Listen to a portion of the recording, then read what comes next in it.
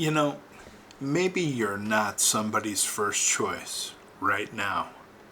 Maybe you've watched people you loved walk away, or you've seen them choose someone else while you stood quietly on the sidelines, wondering why you were not enough.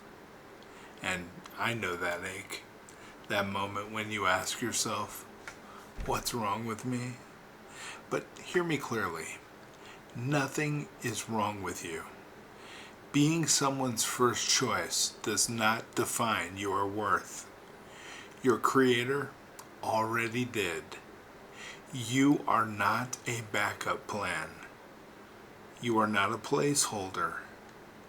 You are not too much, too loud, too quiet, or too late. You are exactly enough right now as you are.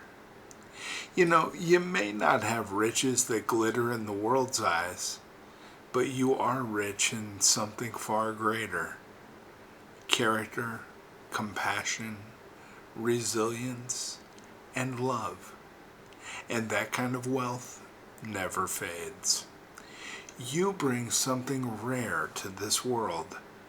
Peace in chaos, grace when others would judge, laughter when hearts are heavy, and loyalty when others run away. And those gifts make you irreplaceable. You don't have to change who you are to be loved.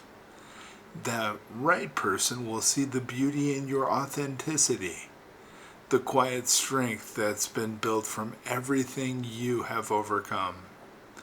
They'll look at your scars and call them beautiful because they tell a story of survival and faith.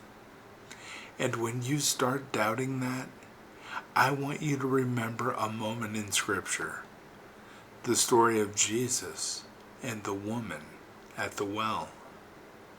She wasn't anyone's first choice either. In fact, she was the kind of person society avoided.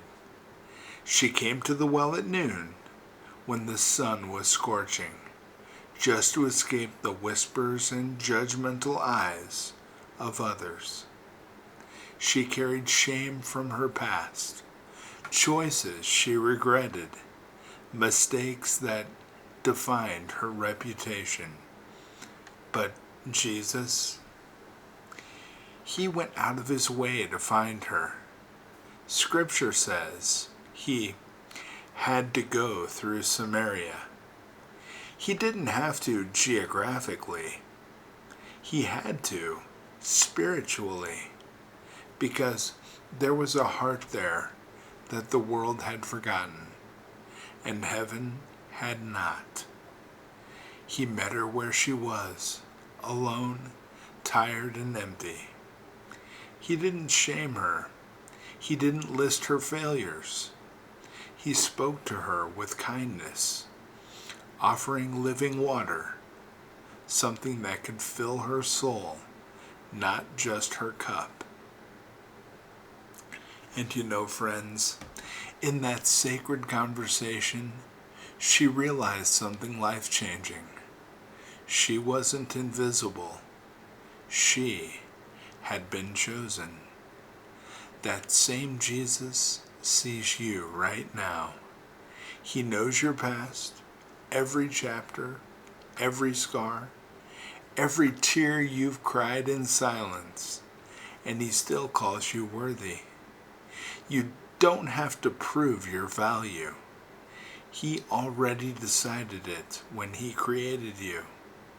He doesn't love a future version of you. He loves the one breathing right now. So yes, maybe your past has pages you'd rather forget. But those pages become your teachers.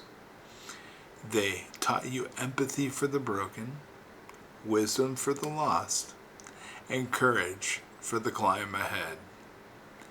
The past is not your prison.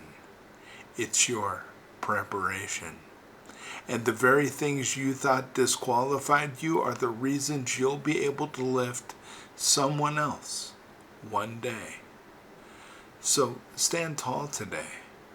Look in the mirror and see the masterpiece God has been shaping through all the heartbreaks, disappointments, and lonely nights. You are the sum of your survival, and that makes you powerful. You are not forgotten, you are not behind, and you are not too late. You are in the exact season where God is refining your heart for something greater than you can see. And when the right person comes, the one who's prayed for someone just like you won't have to chase, perform, or pretend. You'll be chosen for who you are, not who you try to be.